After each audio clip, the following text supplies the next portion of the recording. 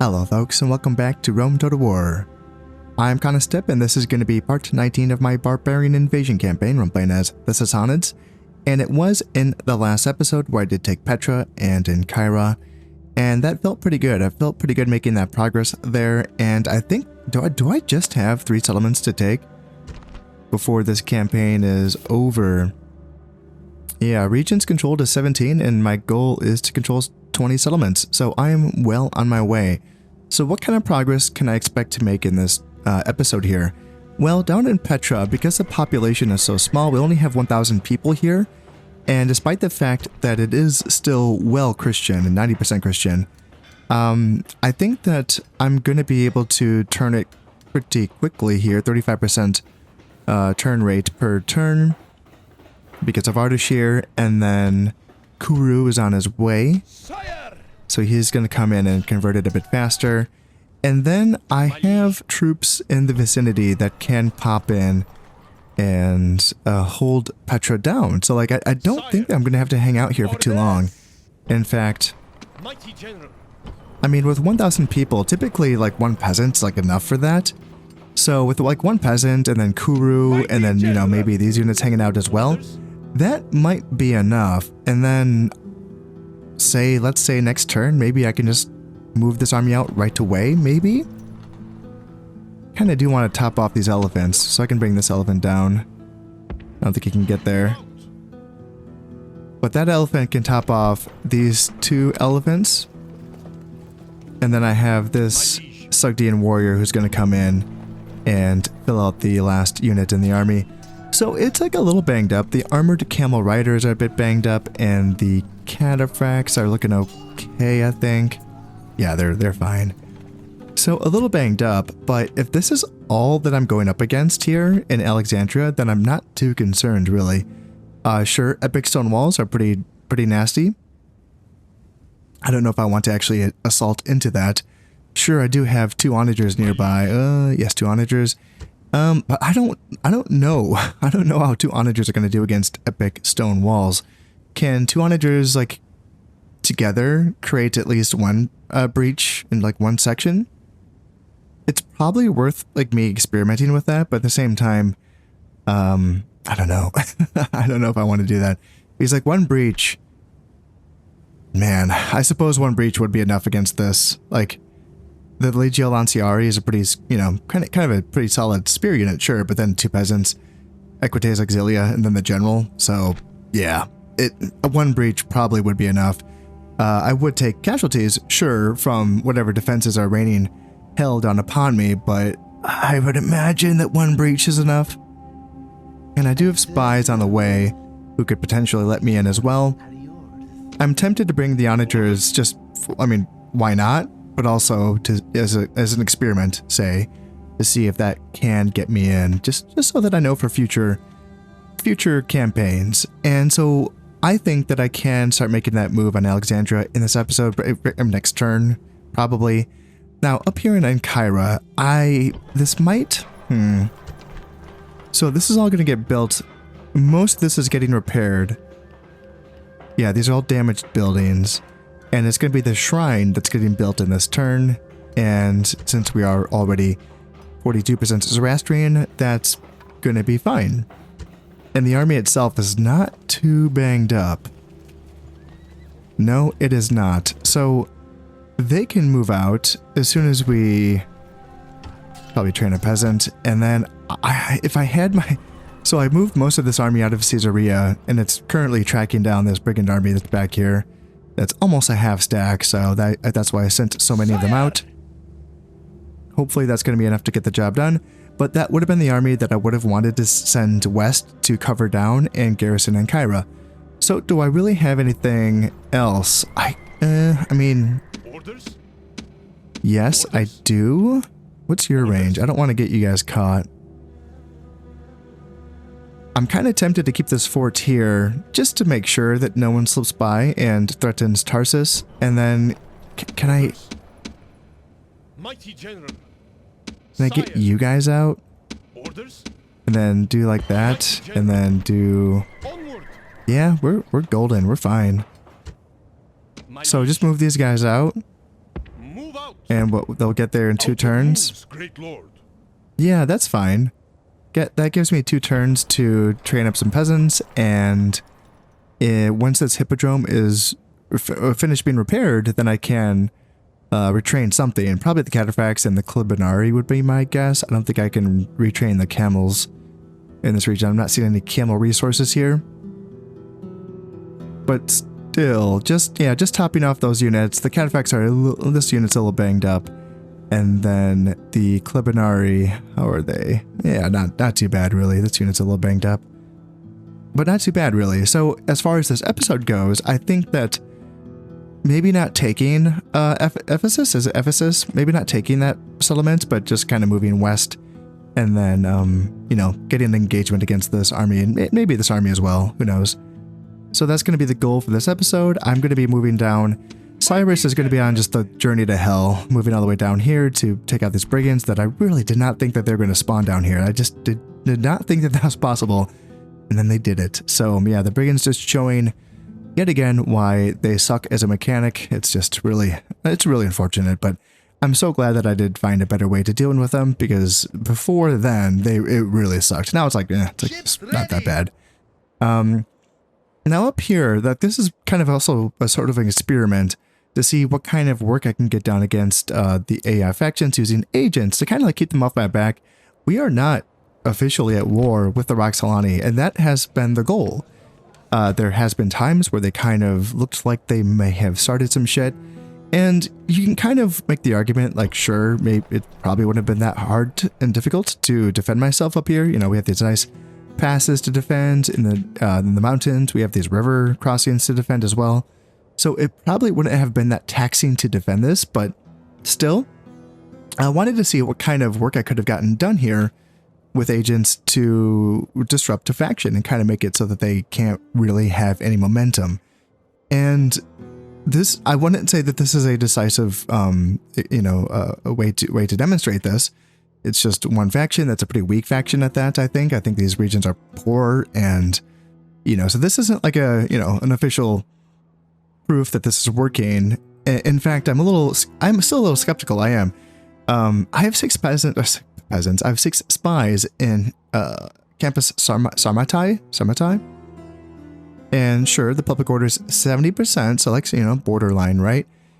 And I thought that 6 spies was like the cap. Maybe it's not. I'm trying to remember where I got that from, and that could be wrong. So I have more spies. I'm just kind of going to keep pumping in there to see if that really does change that number and really does get it low. And we're not getting a lot of details here. So like, we don't know if this is rioting or anything. We do have an assassin that's been able to damage the tavern and the Sacred Grove of Pi, or Pei. So this is going to be also tanking their public order as well. So we're seeing how this goes. If I can cause a rebellion and kind of kick out their faction leader in this unit of herdsmen, it's going to be a real pain in the ass for the Roxolani to go back and say, like, we got to take this back. So this is our capital, so that's why I stopped working on this one. But yeah, if we can just kind of cause some disruption, and then I can kind of understand better going forward in future campaigns, what does it really take to disrupt a faction enough so that I don't need to really worry too much with, building top tier armies. It's one thing to have a handful of low tier, and with low tier, that also comes with the lower upkeep, that is, because like, sure, I do have units in the vicinity, right? Like, you can talk about, I got these slingers, I'm paying 96 upkeep. I got these javelin men, 108. I might have jumped the gun on getting the mercenary units, but yeah, I'm paying 361 for these guys. Okay, that's a bit much. Yeah, 201 for them. What am I paying? What's the upkeep for my normal horse archers? My liege. He's damaged. I don't know if it's probably different. It's a different number. So if I do that and then do this, so 185. So that's a bit cheaper. Yeah, that's a bit cheaper. But if I compare that to like the Clibinari and all that craziness, like elephants are 369. And let's go over here, just take a look at these things. 266 for armored camel riders, and then full strength, yep, 337 for Cataphracts, and then Clibonari full strength 300. So you can see what I'm saying. Like it's almost, you know, 3 times or 2 times the cost of these units that I don't need to have up here. You know, I can just kind of go low tier, just good enough to hunt down brigands, keep the population loyalty high, and also like deter invasions, while also like, you know, not needing to go, you know, all right, bring up the Cataphracts, boys. Like, no, it's fine. We can just kind of train them up here. We're training our Sugdians are going to be here in Fraspa. And we are training Sugdians here in Hatra as well. Antioch, I suppose you can just keep training stuff as well. Why not? Get some more Cataphracts going there, and I don't think you can, yeah, you can't train any top tier stuff here in Sidon or Jerusalem. I don't think, I can't train any heavy onagers, can I? Am I building something that allow me? Yeah, I'm building a siege engineer here in Antioch, so that's going to be done in 7 turns, so I don't know. I might have some heavy onagers ready to go by the time I'm attacking either Constantinople or, is it Ephesus? Ephesus, right? I don't know. Yeah, I don't even know. I'm just like, Ephesus, the word Ephesus is in my head now, and I don't even know where that came from. So that's probably, yeah, we'll see what I can get done. So for now, I think I'm at the end of this turn. I'm just going to be checking taxes and moving on. Moving on into the next turn here, we have ourselves a couple of people who have come of age, and we have ourselves another Kishpi. Yeah, the last one got assassinated, so I'm happy to have another one back here. Paraz, let's check out you first. You're going to be here in Antioch. 1 management and 1 influence. Outstanding speaker, +1 to law and influence. Management, -1 from squalor, perfect. And Zoroastrian, lovely. So, not a good commander. In fact, I feel like we don't have too many good commanders, actually. And Shishbi is also going to be here in Antioch. And then you have a mentor, and commands are nice. Mentor, command and management, trustee, +2 to law, and increased cost of bribes, Zoroastrian, and dislikes Christian cultists, -1 from law. Okay, that's unfortunate. Still, he is at a net +1 law, which is nice overall. And yeah, I'm starting to run out of places to put people, I think, which is a good problem to have, honestly. And then Zircon has a doctor. Let me remind myself where you are. You're here in Hatra, 1-star doctor. Yes, lovely. Yeah, all looks good. So, got some buildings built up. Yes, lovely. And then, yeah, units trained up. Ceasefire between the Western Empire rebels and the Eastern... What? The Eastern Empire? Really? It's confusing. Why were they at war? Was the Eastern Empire trying to take on, like, take rebel Western Empire? Yeah, I don't know. That's kind of a weird one. I don't really know. Are the, like, Roman rebel factions ever aggressive? Are they? I kind of feel like they are, but I don't know if that's true. Alright, can I actually auto-resolve? Can I take out this freaking brigand army? Looks like I should be able to. Yeah, what do you have? Levy spears, mountain slingers, levy spears, and no archer cav. So that is going to be an auto-resolve. And yeah, they did kill 265 of my guys, but that is the cost of me not wanting to fight those battles ever again. Ever again. Move out! Yeah, move that way, and then you've remained. You're in the same spot pretty much. So what is it? Ephesus. Yeah, I don't know. None shall see me. I don't know how I knew that. I just knew. Now, what can I retrain here? Yeah, just the Cataphracts and Clibonari. And that's fine. That's okay. I have this peasant here, which... Sire. Yeah, you hang out, and then you get as close as you can. Onward.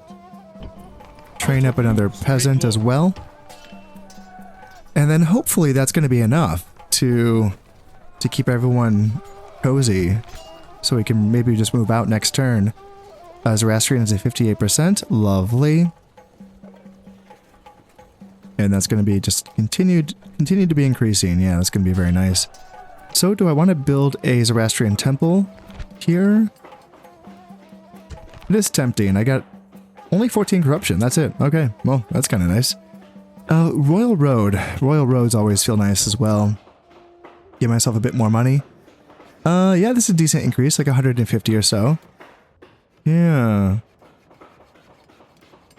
Yes. Well, that's gonna take 4 turns though, so I'm kind of tempted to put in the temple, just to make sure that my people are gonna be happy and all that. And then I can do the Royal Road afterwards.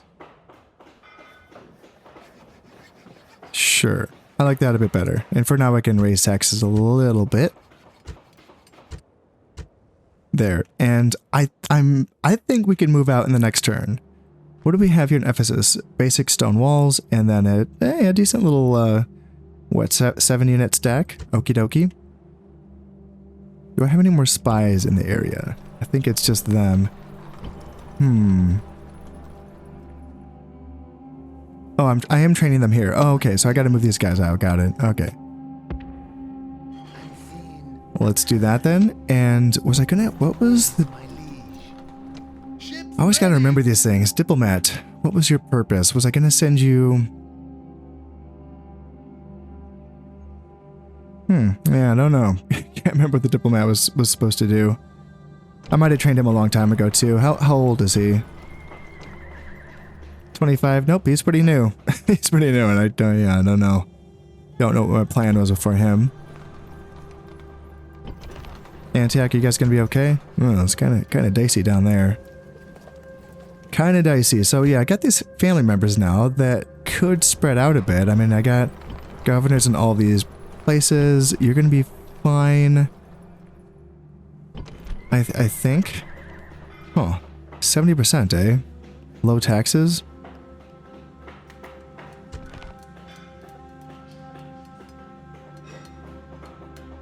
Yeah, we're 29% Zoroastrian.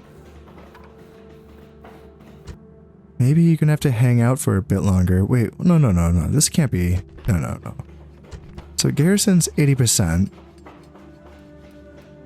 So, yeah, I don't think we need that much of a garrison for 1,000 people. So I think that. My liege. Let's just try. Let's just see what this looks like if we move our guys out. My liege. Mighty general. Mighty general. And pop them out, and then Sire. Mighty general. Mighty general. put in Kuru. Onward. Low taxes is 40%, so let's say I move in Sire. like Mighty general. like these 2 units, Leaving the army. and that's fine. Okay, so we're fine. Huh? Why did? Do you raise public or do you lower public order for some reason?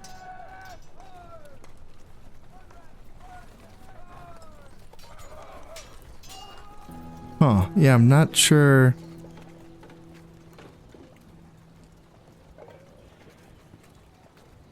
Why was it so? Man, you got a lot of stuff here. Yeah, -1 from law, so there's that. -1 from squalor, that's a good thing. And then okay, Christian harassment. That's +2 law, +1 to unrest. That's a little give and take, isn't it? And then killer from necessity, that should be fine. Yeah, I don't know. Not sure exactly why things were so iffy with this full stack inside compared to just you with, like, you know, basically no stats, but like some really good traits and retinue. So just to look at this, so we're looking at, yeah, 50% conversion rate. So next turn we should be able to build our shrine and demolish our church. In fact, should I just do that right? No, I don't need to demolish that church right now. That's fine. We'll just chill. And let me get these units situated. I think, yeah, you go here. Orders. Orders. Sire. And then, yeah, we can move that elephant in, and he can top off those other elephant units. Can I get you inside? 75% chance, nice. And it looks like there are training units. I think that archer wasn't there before. Yeah, a little bit dodgy. And can we sabotage some stuff? Ooh, we could kill that guy. 45% chance. Ooh, it's tempting. Oh, that's tempting. Are you... See, the AI just like spawns in dudes though, don't they? I don't know exactly how that works. So like when they lose a faction heir or a faction leader,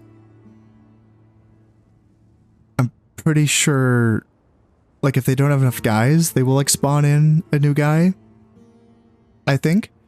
But like what happens if, you know, they still have like their faction heir and faction leader and you just kill a general? Like they don't just spawn in a new general for that, right? Like that's a little bit too cheesy, right? Like I understand like a little bit of cheese, like if they're just trying to, you know, keep their factions having leaders so that their factions can stay alive. Like I get that. That's like an acceptable amount of cheese. But there's a point where if I'm like, you know, assassinating these guys, but it's not like on the exact same turn that I'm taking a settlement, so therefore like they can just spawn in a new guy in that settlement, then it's like, okay, so I just risked my assassin's life for what? You know, what did he accomplish? So I don't really want to risk this right now. I'm kind of tempted to, yeah, go after like a building, I suppose, like an urban barracks, or, I mean, gosh, if they're training archers, maybe go after their freaking, their catapult range, perhaps.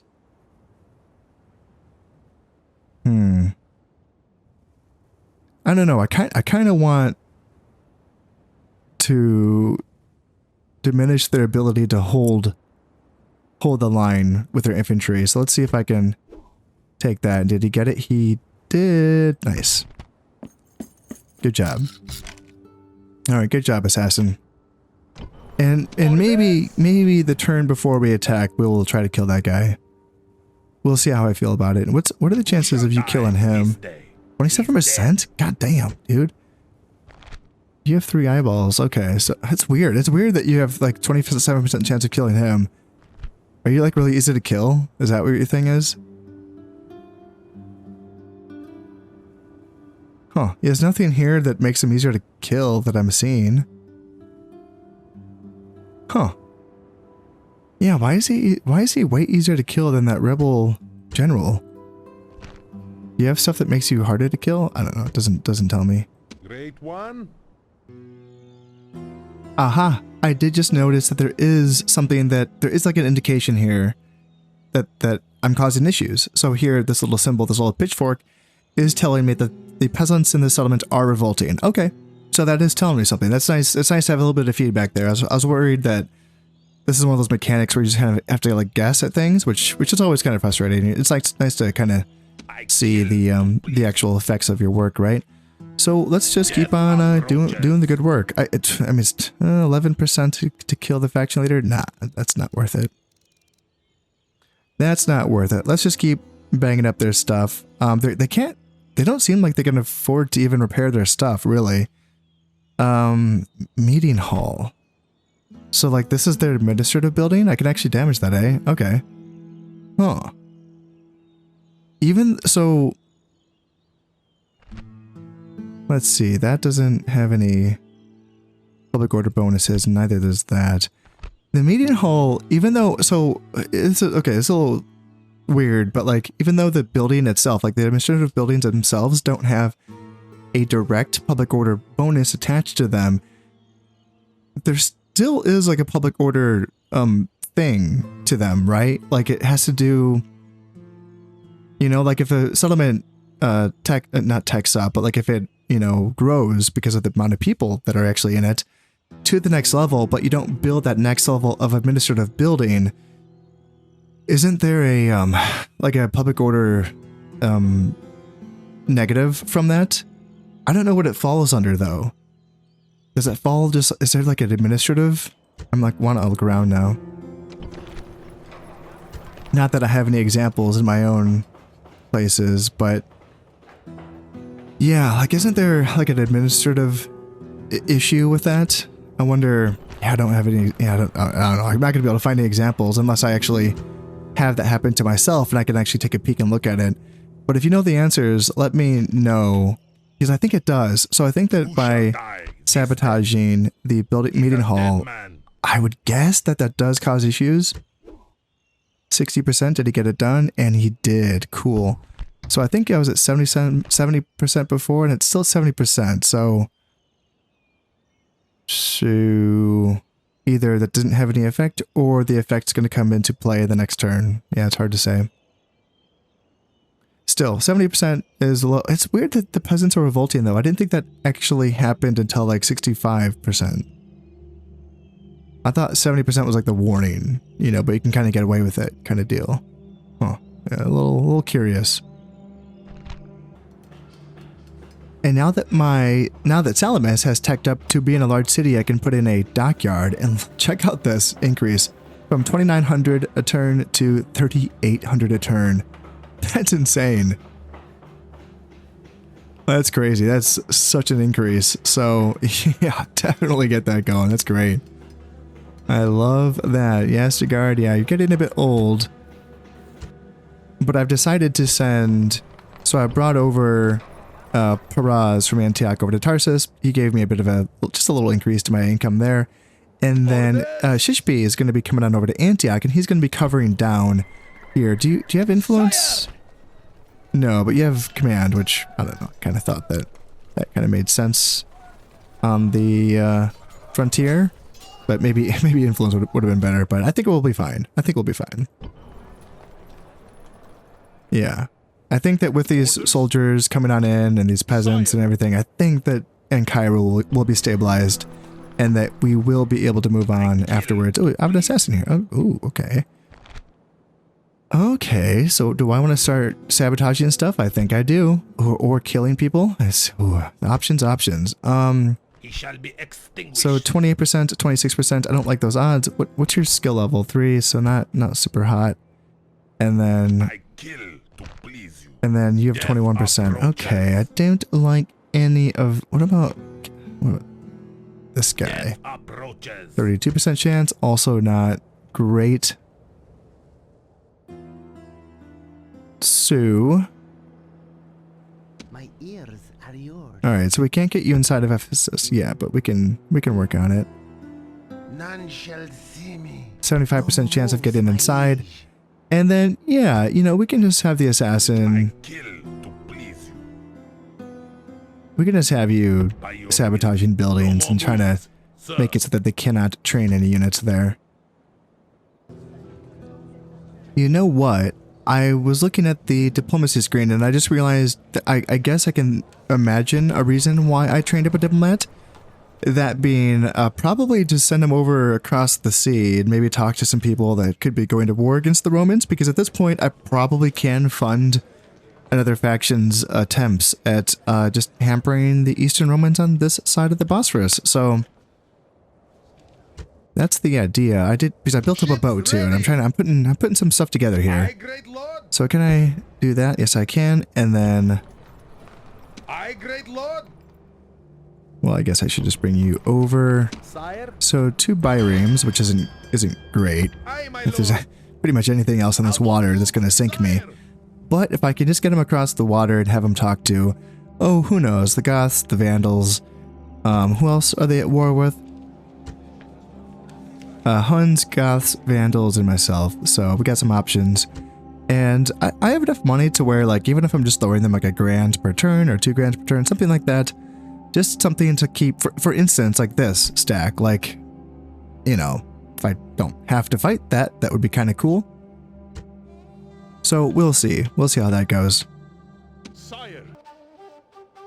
One last thing before I end this turn, and I'm just thinking, even though this is just a peasant unit, that diplomat is looking a little bit, you know, he's looking right at him. And I'm thinking, I've just been burned too many times by freaking diplomats bribing my shit. In fact, I would say that they've been the most of a menace, more than anything else in this campaign has been diplomats belonging to the Romans.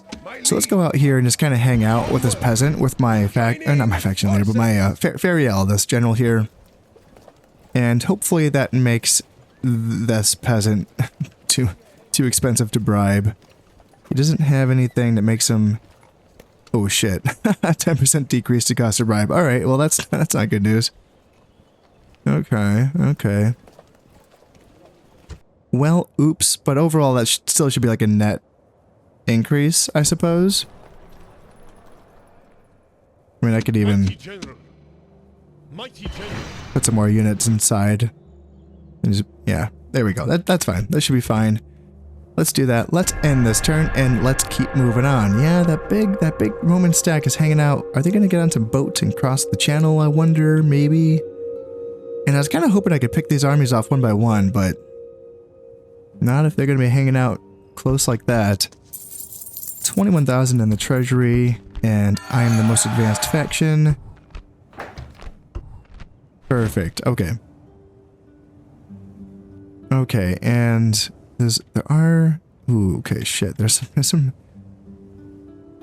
rebel boats. Oh, that's 3 boats. God damn. Aye, great lord. I don't think I can get across without... There's like 2 fleets too. Like, I don't think I can get across. Fuck. Okay, fine. I'll build some triremes, I guess. Aye, great lord. Go hang out in my port. Aye, my lord. Jesus.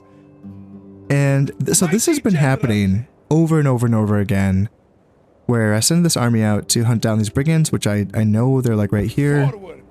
And How the then moves, great lord. I understand that brigands can turn off watchtowers by like hanging out next to them. But this watchtower is not turned off. It's clearly on.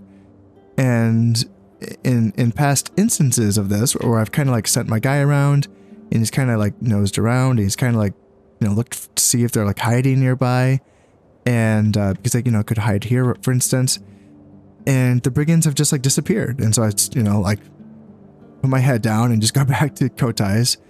And then like they like pop up again. And this has just been happening the entire goddamn campaign. And I'm just wondering what the hell is going on. Yeah, it's kind of confusing. Now, here we are in the next turn, and Petra is looking like it's having some issues here, but I don't think this is true. I think we just have to destroy that church, or that Christian chapel, and I think we're going to be good, because we're having 60% Zoroastrian unrest right now.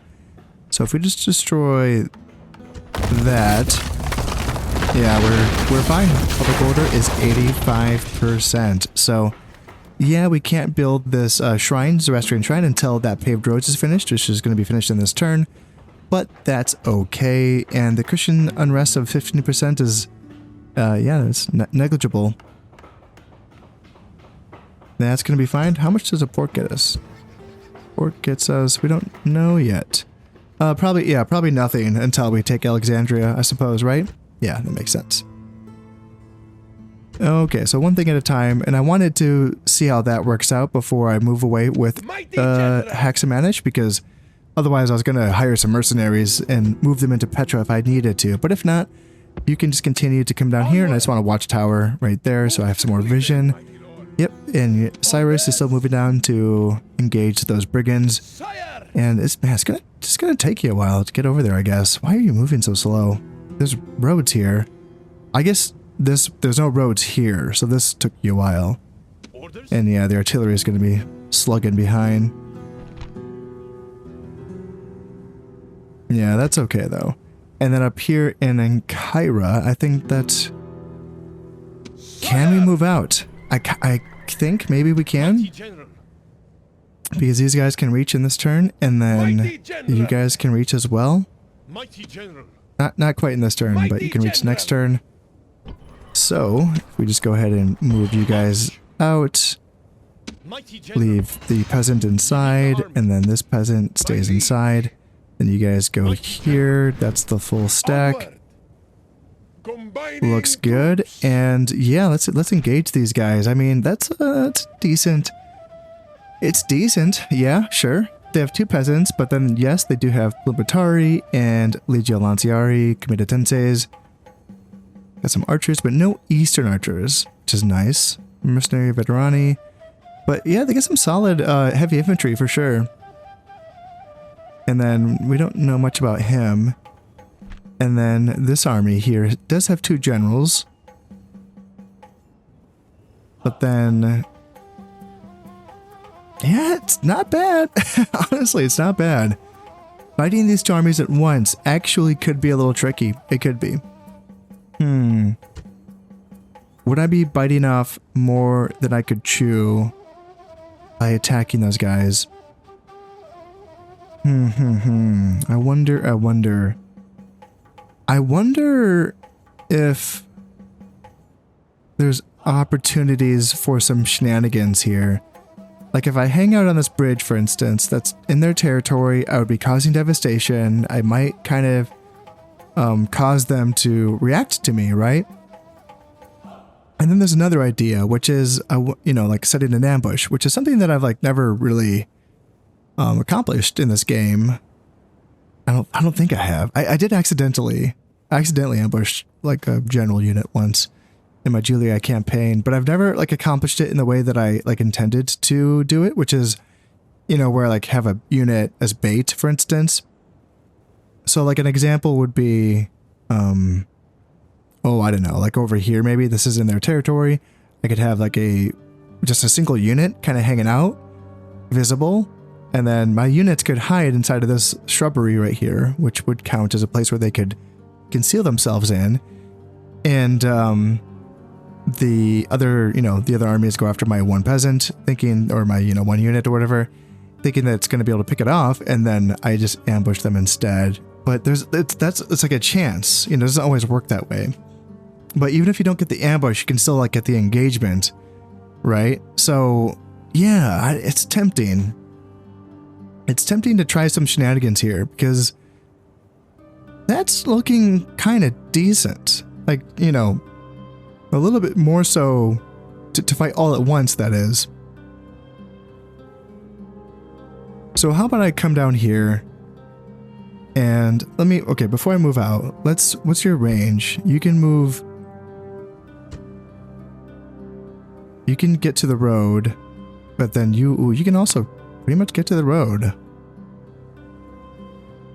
Okay, so maybe I should come down here and just be a little bit safer about it. Then you guys move inside. You guys will get there next turn. And in Kyra is fine. I can even bump up the taxes just a little bit. Yeah, this might be a situation where instead of marching on the settlements themselves, of course, another idea would just be march on Ephesus, right? That's the smarter thing to do. That's good strategy. March on the settlement. That is, if I can just, take it before they arrive. If they arrive before I take it, then I'm sandwiched between a settlement and a couple armies, which could be pretty nasty. What does that look like then? So I could get there in 3 turns. Okay, not exactly the fast march, the fast advance. And this is stone walls. And I don't have any artillery, so I can't just like get right in. The elephants would, like, technically, but I can't, they're not going to suffice in knocking down any walls or stone walls, and the assassin gives me a 16% chance of opening the gates, so which isn't, the highest. So I would theoretically, I would probably need an extra turn there to build siege equipment before taking the settlement. Yeah, a little bit tricky. But we'll poke around and we'll see if we can at least just pull these guys apart and take them apart that way. We'll see what we can manage. We now have ourselves a suitable husband, betrothed is Artix Kashka, and it's going to be Darayavahu. 37 years old. No thanks. Zoroastrian, yeah, is useful, but that's all you got and you're 37. And quite frankly, I don't think I really need any characters at the moment, so I think I'm good, thank you. And okay, so they moved on me. All right. I don't know if that army is close enough to reinforce. I don't know. I wish that was displayed better. I know that is displayed better in newer Total War games, but yeah, it's hard to tell sometimes in this one. So 30 grand, yep, feels good. I'm the most advanced. Yes. Looks good and looks good. And this could be pretty big. Yeah. Sire! Yeah, I think I have to go for it. I was kind of hoping that they would get split up a little bit, but no, they're going. And they don't really look like they are in, I don't think they are. I don't think they're in reinforcement range. They are, okay. Shit. Well, that's that then. We're just gonna have to do it. So it says it's a 1-to-1 strength ratio. All right, that seems a little generous, although it is skewed slightly on their side. And let's just check it out. So Chancer, +1 command when attacking, so he's not gonna be getting that. And that's it, yeah. So nothing as a leadership, you know, is he providing anything? And then you, 1-star general, sure, that's fine. +1 morale, that's tough. And he gets +1 morale from comedian as well. Alright, that's tough. So the reinforcing army is going to be a bit tougher to break. Positive, damn, that's +3 morale. Oh, shit. Okay, so Lentulus Tullius's army is going to be kind of hard to break. What does he have? And I think this is the better army. He has the faction heir alongside him as well. Yeah, it's too bad he's not in command because he has -1 morale. So it's going to be 2 decent bodyguard units, and then yeah, this is going to be kind of tricky. Kind of tricky, kind of making me wish that I had attempted a ambush or something, because they just went right into to come after me. So we will see if we can kind of do this just head on straight forward. Let's see how it goes.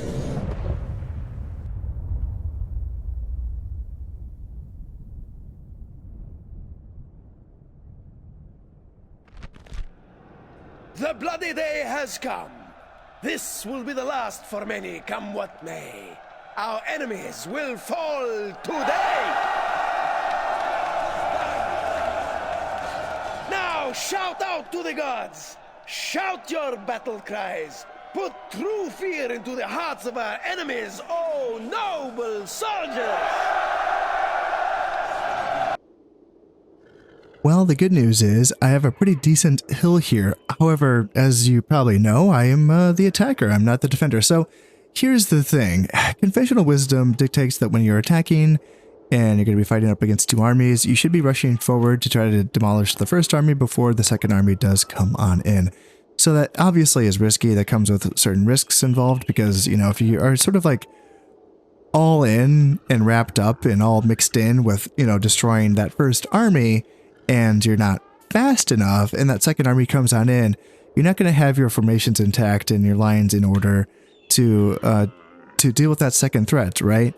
So there's that. Also, I'm wondering if I were to wait for that second army to come on in, would that give them the confidence to attack me up this hill? Because if I get to sit on this hill, I feel way better about my chances. Even if I'm going, 1v2, I just, I have such a powerful cavalry contingent, and even my infantry is not too shabby. Elephants, of course. Like I feel like I can really wipe the floor with an army. It's just, that's my thinking. But anyway, I don't know. It's. The enemy have proved their cowardice. So they have reinforcements. So as if numbers mattered. Are they gonna move on me? I don't know. It's hard to. Yeah, I know. I don't. It's hard to know.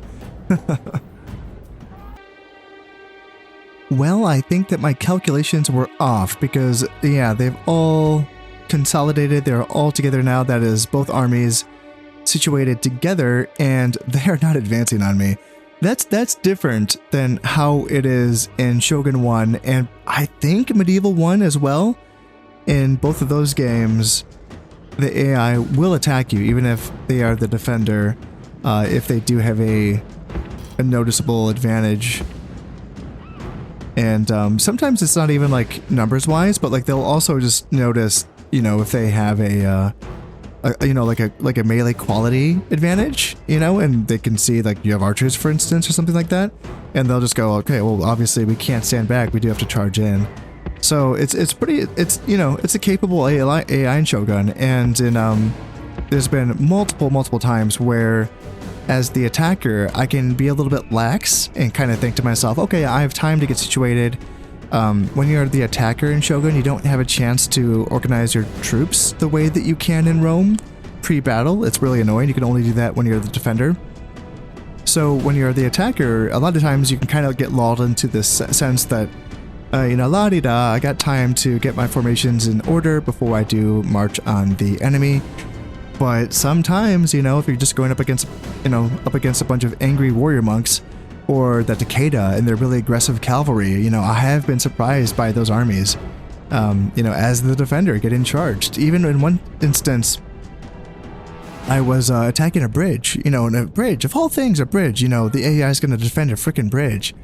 And no, the warrior monks charged on over the bridge and really caught me off guard when I was getting set up, and I just didn't have anyone that could hold against warrior monks in that army. I had a bridge, attacking army full of archers and spears. And so yeah, those are like lessons that I've learned from that game. And clearly, the AI is different. Obviously there's a lot of differences between AI in each of the games. And more so, I would say, between Shogun 1 and Rome 1, I would say there's the most amount of differences, I suppose. For now, I'm going to be trying to hold on to my high ground as much as I can. There's this higher ground over on this side. And if I can push down here and still have a bit of advantage going down into their army, I will take it. And while my army is moving along this ridge here, I just wanted to take this moment to talk about something that has been sort of in the works for a while in my understanding of how these mechanics work, which is probably something you've heard me complain about many times, where units, like when they're grouped together, they aren't doing really what I expect them to do. And for instance, like in this group, for instance, like this is a locked formation in the sense that this is always going to be like this, with the Sogdians exactly in that spacing, with the archers exactly spaced out like this and all that. So when I just right click drag, it just comes out exactly like that, right? Now, however, my other formations, I didn't lock them. And to lock them, you have to like degroup and then group again. And so these guys I can drag them out still. Well, actually no, maybe they're locked. Or maybe the wedge formation kind of locks them. I'm not really sure. But a better example is these guys I know are not locked. So like you can kind of stretch them out still. That means they're not locked, right? Now they stay in the same formation because I have them in single line formation, but they're not like a locked formation because the spacing can change. And same thing with these guys as well. They're also in a unlocked formation. And so the reason why I'm bringing this up is because I think that it's those locked formations that really mess up unit orders. Now, here's the tricky thing though, is that I feel like I've noticed that unlocked formations, a lot of times units just keep switching order, like even if it's the same unit type, and it'll be like this unit will then go try to be the unit on the end, and then this unit will try to be the one, like I think this unit, like why are they being the last ones to get information? Were they initially this in this part of the formation? Is that why? And that's why I started using locked formations, was to keep them always in the same order so they're not wasting, time getting into formation. And obviously the spacing thing is kind of nice as well, but it just kept on, screwing up my attack orders. And one of the main things that I have issues with is, giving like an attack order for an entire group to go after, I don't know, just like a single unit, just to overwhelm that unit. And two of them might charge after that unit, but then the other, like third guy that I have would just go straight YOLO on something completely random, just whatever's nearby. And that just confounded me for so long. And the battles in this game can go kind of fast. So things like that can kind of be hard to discern what exactly is happening. And it's taken me like 500 hours to kind of get a hold on this and to kind of get an understanding of what exactly is happening here.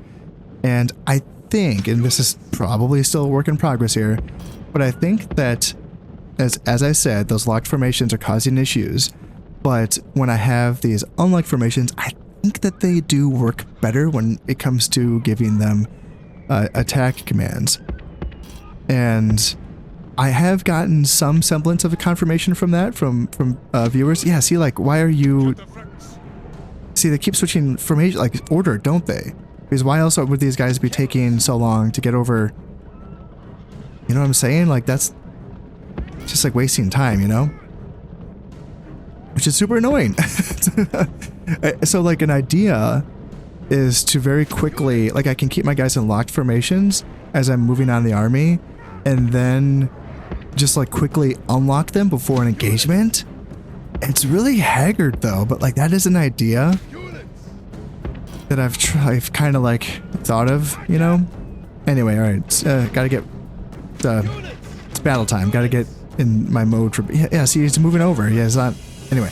Alright, so I should have range on most of their guys. I know they have like 1 unit of Eastern Archers back there, yep, there they are. Yeah, this is a heavy infantry corps, Jesus Christ, I gotta like do a lot of work with my cav. So are we gonna smash through these guys? We should. And do they have any, like frankly, like just go in here. And yeah, let's like destroy these guys here, and then, yep, you guys go here, and then here, and destroy them. And then elephants probably go here, and just go. Yeah, so they got destroyed. And that's the Imperial Household. Okay, so destroy the, yeah, get the general. Yes, get him, please. And then get the, just chill. Just go out there. And go. So how are we doing on this side? Camels are rowdy. Why? Right, just go here. And some of you guys get into the rear here, and then go here. So yeah, Plumatari are wrecking shit. Let's get you guys get engaged in the battle, please. And elephants are wrecking shit, I hope. I hope they are.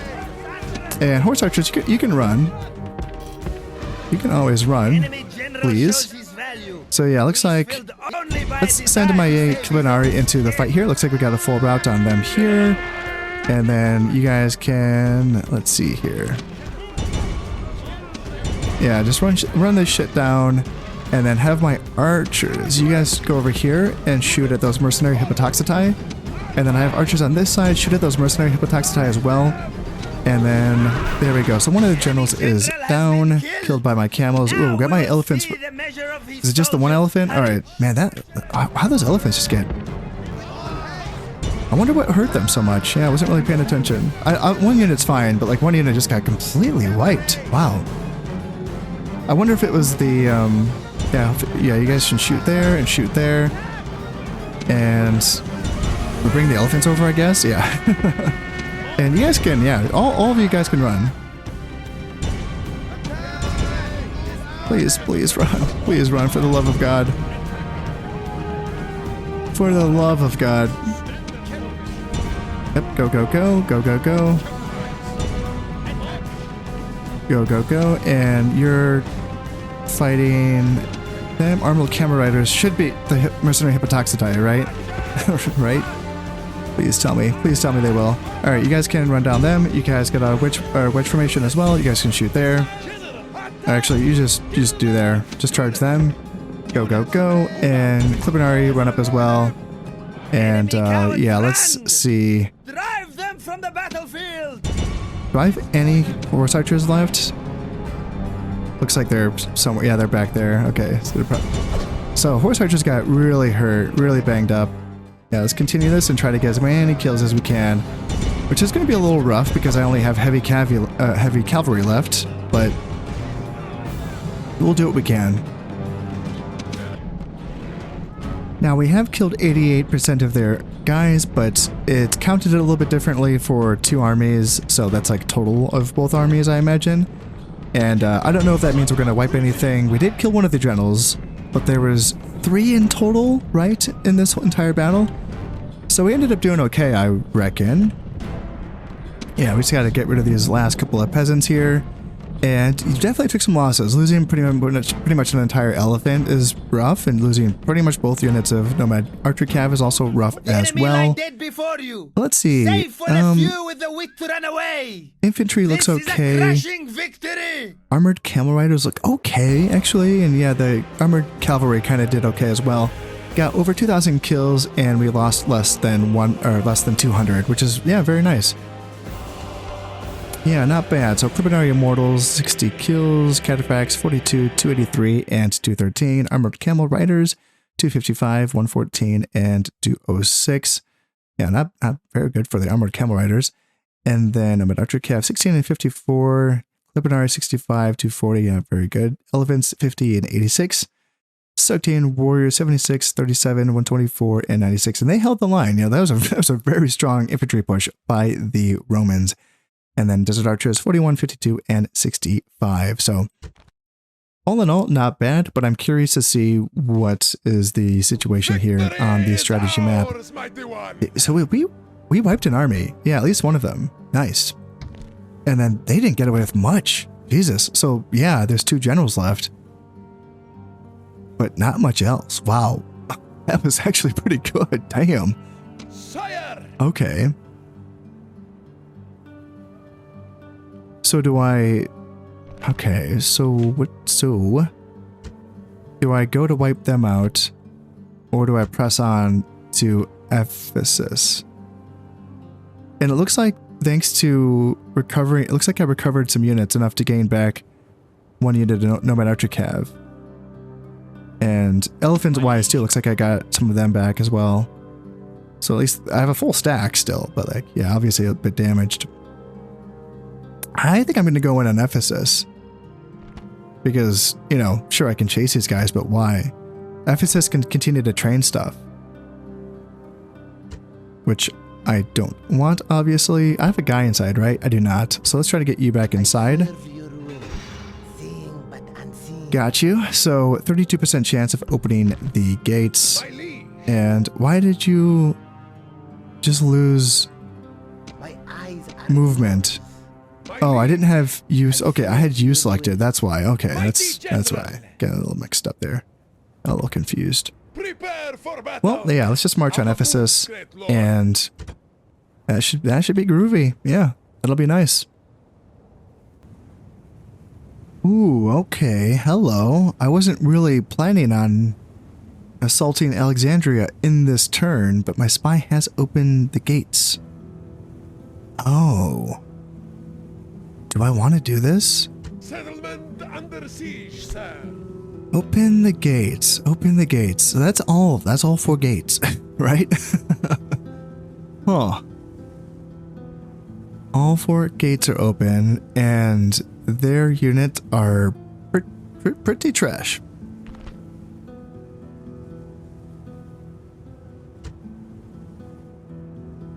I'm kind of tempted. I wonder if I can attempt to kill that general. Just, you know, getting rid of a unit of heavy cav would be kind of nice. Breaking off the siege and then doing it again. That's not gonna like get rid of my chance of getting through the gates, right? Like that resets per turn, but not just like within the same turn, I imagine, right? That would suck. that would suck. Gosh, I'm so tempted. I'm very tempted to do that right now. I don't want this episode to go on too long, but at the same time, the gates are open, man. Orders. Yeah. Yeah, let's do it. Sire. Let's break off. The enemy. Let's lift the siege for now. And then let's do this. And then let's see if I can kill you. 45% chance, not super high. But did he? Nope. He missed the target. But he did. He's still alive. Yep, gates are still open. Let's attack. Let's do it. Yeah. This might be kind of a longer episode. Sieges typically just take a while, but I want to get this done. I do have my army split off into 2 sections so that we can attack 2 gates, and let's just get started. Looks like they're going to be protecting that side, but not this side. So I have my guys in loose formation. Let's just start running right off the bat. And let's get in there and take these towers and take these walls. It looks like this is unguarded. And let's just send up my archers as well. And then I'll leave my cavalry behind. Let's head on over here. And it looks like... Who are you? Let's see. Can I zoom in? So that's... So they have the archers on top. Smart. As peasants in the... Peasants guarding the gate. Okay. Aim. I think I'm just going to focus on this side for now. Yeah, the undefended side. And see if I can get them to leave their defenses on that side before I move on in.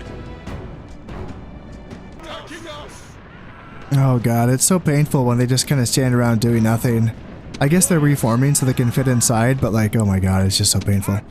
Yeah, archers try to get on top of the walls, please and thank you, and then you do the same thing. And yeah, there's as little standing around as possible, and looks like this side is completely undefended. Yes, perfect.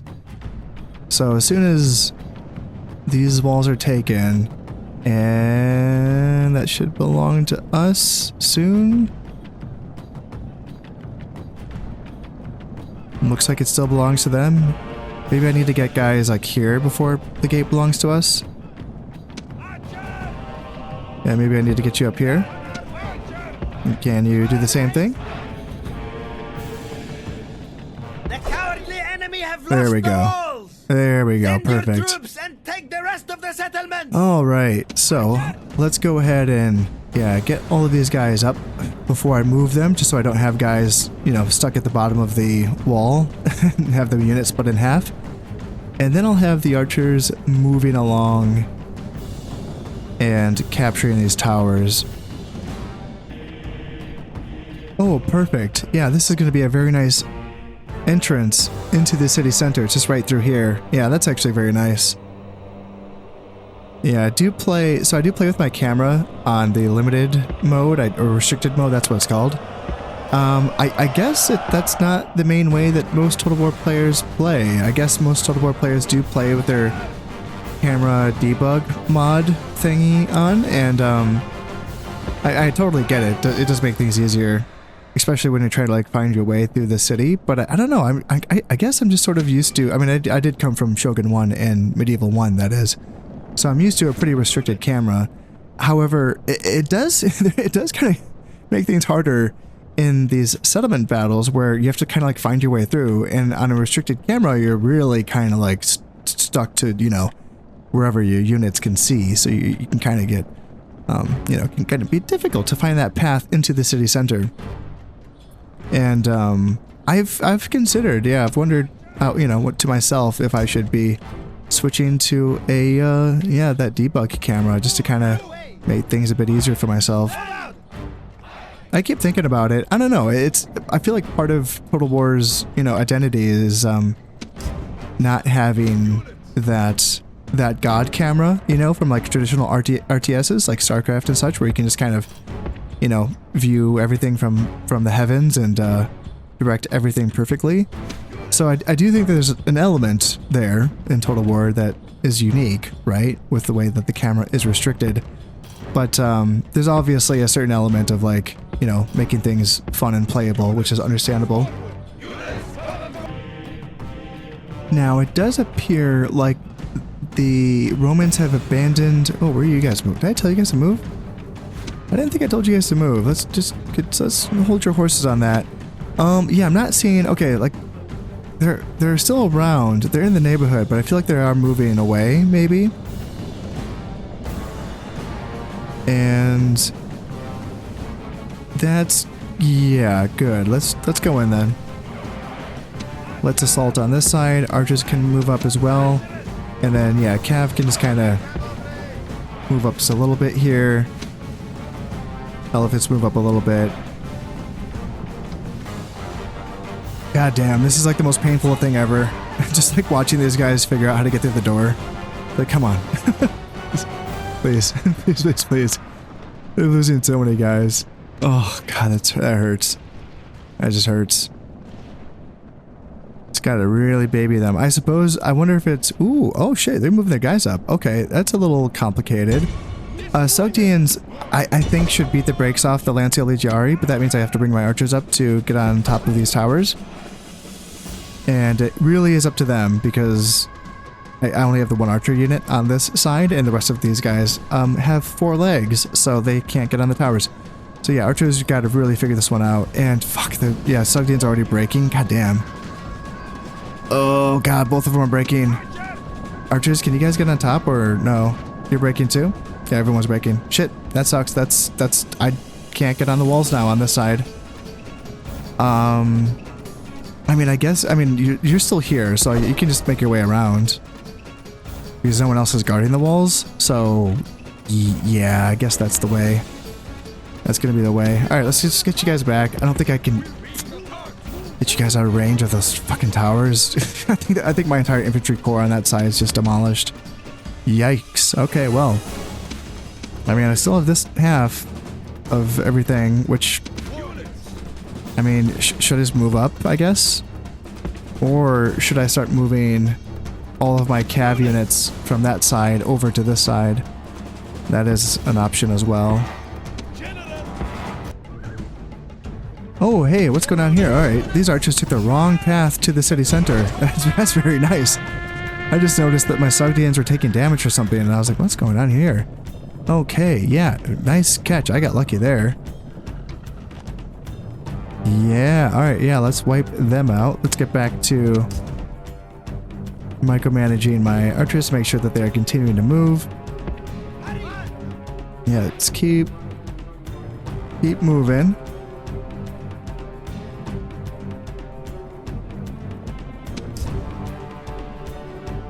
And now we have taken the gates on this side, so these Legio Lanciari should be taking some casualties.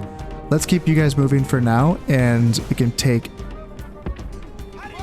this gate, or this tower, just to make sure that my guys don't take any damage on this side. And are you guys not taking any fire from the... No, it looks like they don't have the angle to shoot at them. Yeah, that's too bad. That's too bad. I decided to bring these archers back because if the towers can't shoot, well, my archers sure as well can get these Legio Lanciari, and I would like to remove them. I would. My Sogdians got pretty banged up. I realized, you know what? I had them in loose formation, right, to take less casualties from the towers. Look at how much good that did. And gosh, I'm actually wondering if that slowed them down in getting through. Huh, something to think about. Anyway, but I know that at least in Shogun 1 and Medieval 1, I know that loose formation does lower the morale of the unit, you know, as in like, you know, less cohesion, less morale kind of thing, which makes sense. I get it. And I wonder if that's what caused them to break so quickly. Like, I know that they were getting hammered by the towers, sure, but yeah, I wonder if the lower morale from the loose formation is what caused some issues there. And these guys aren't taking any fire. Why aren't they? Guess I have the angle? Really? Shit, okay. Well, what about, can I bring you guys here and can you shoot down? Yeah. Can you guys get the angle on these guys? Because I don't know. I did bring up my Sogdians, like what's left of them. And maybe now that they're not taking tower fire, maybe they can get something done, but I don't really want to send in a bunch of cavalry against a solid spearman. Like, this doesn't seem like a good idea. Oh, they're getting the Pelum tosses in. I keep forgetting the Romans have so many Pelum units. Yeah, Sogdians coming in. There's 20 in that unit and handful in this unit. Are they gonna do okay? They're losing some guys, but I don't think these archers are getting any shots in. Yeah, I'm not seeing any arrows come in against these guys. Let's see, 55 men. I guess I may as well send in my dudes. I may as well just rush them on in. Because the Sogdians are at least taking a chunk out of them, sure. And then... yeah, maybe not the horse archers. Maybe you guys back up. I should have been more specific. The people that were wearing armor, you can run on in. Yeah.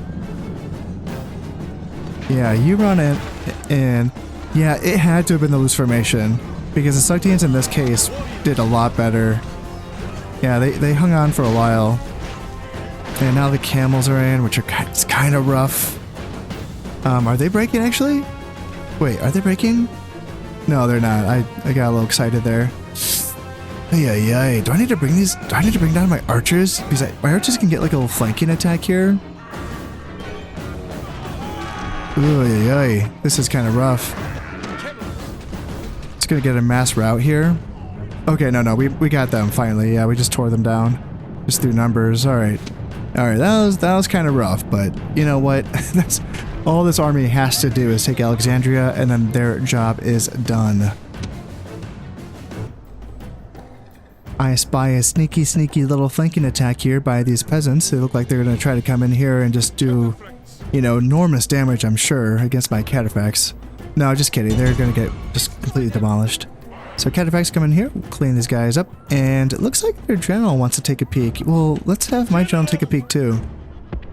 Yeah, my general could come over here and maybe get some shots against him and lure him into my Sogdians.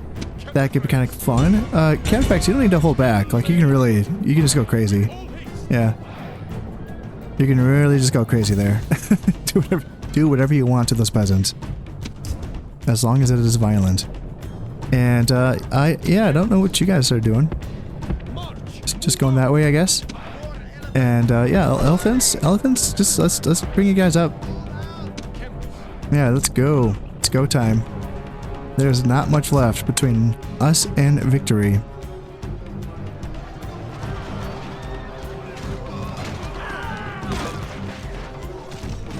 Cataphracts are feasting, peasants are dying, and yeah, it was a brave attempt. It was a brave attempt.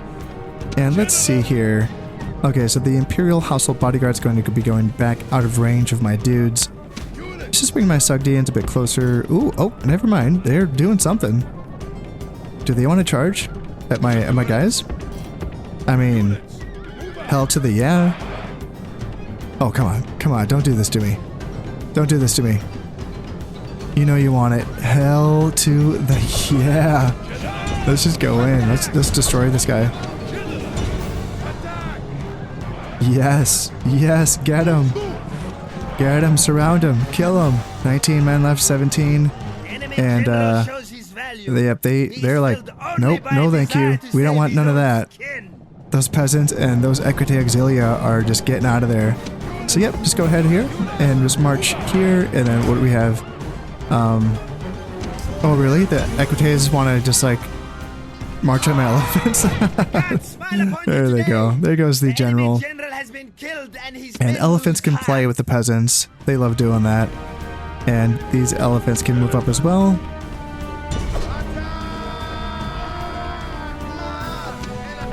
Yep, just move on up. And yeah, just glorious combat. That's great. Yeah, end that battle. So I did lose a few men there, but still, Alexandria now belongs to us. 2 more settlements left. Yeah, between us and victory. Ephesus and Byzantium, Constantinople. What am I thinking? And yes, exterminate, please. That's 34,000 people to be killed. God damn. Makes me feel like a bad guy. And Denari gained from looting? A lot. Yeah, 35,000. Jesus Christ. How many people are left? 11,000. Alright, let's repair the Ludus Magna and the amphitheater, and then we can retrain our dudes.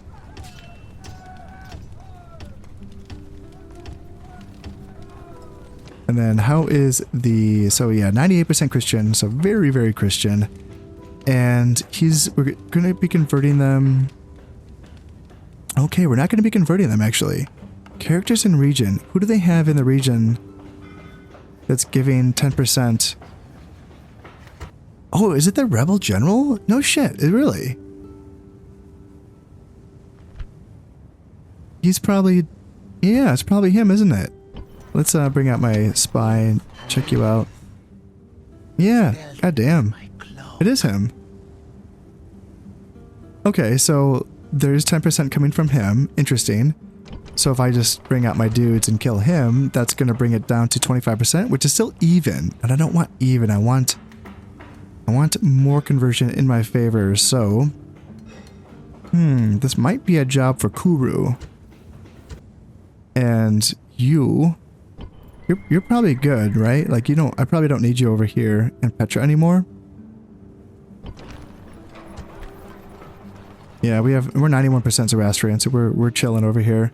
I just have to make sure Petra is going to be fine without him, which they probably are, actually. And if anything, I got Haxamanish once he's done building this watchtower, which is going to be... Right? Why can't I build a watchtower here? What? Why? Why can't you build a watchtower there? That's so weird. Huh. Okay. Well, you'll be moving over. You'll be the governor of Petra someday. And for now, though, I assume that Kuru can chill. Like, yeah, he's fine. So he'll move over to Alexandria. He can help out with the conversion there, and we're gonna be fine anyway. Like, no matter what happens, we'll be chilling.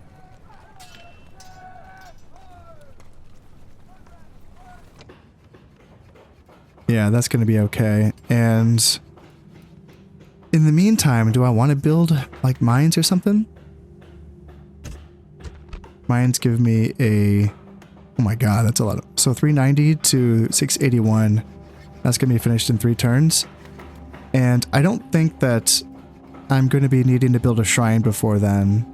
It's going to take at least 3 turns to get, you know, converted. Probably more, because we're going to have to wait for Kuru. But I probably can move out next turn to destroy this rebel army to get rid of that 10% Christian conversion. Retinue expands. Ardeshir, Roman turncoat. +1 command. We're fighting these Romans. Well, we're probably not going to be doing that anymore. Yeah, we're probably good on that front. Oh, wonder captured. We got the pyramids. Cool. Yeah, neato. The music for these scenes are very loud, but the video is kind of cool.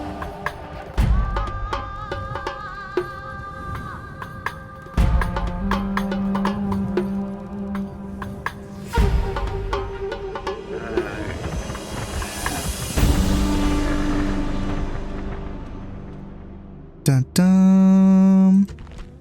And then I can just read about it. Yeah, the Great Pyramid increases the loyalty of Egyptians to the owning faction regardless of culture. The Great Pyramid at Giza is a marvel, a mountain built to mark the grave of a great monarch. It is truly ancient, built around 2560 BC by the order of Pharaoh Khufu of the 4th dynasty. It is built to a very precise alignment to the 4 points of the compass, and the difference in the length of the 4 faces is less than 1 part in 1,000. Even the slope of each of the faces is an amazingly precise 51 degrees and 51 minutes. Yet for all this, it is the sheer size of the pyramid which is mind-boggling.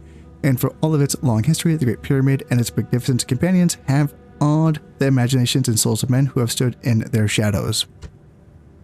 Yeah, so that's helping out with keeping Alexandria chill while we do convert the populace. Yeah, feels pretty good. Yeah, getting that done feels good, and Ephesus is going to be falling in the next episode, and then it's just a matter of like how fast can I get these guys from Ephesus over to Constantinople. There is this army that's hanging out here, which is kind of scary looking. Well, I mean, okay, not really, but like it's something. So at least we will have something to deal with before the end. Before I go, I just wanted to say that if you're enjoying these videos and you would like to support the channel, then consider subscribing, liking, and sharing. It all helps immensely. So until next time, this has been Conestep playing Rome Total War Barbarian Invasion. Thank you very much, and goodbye.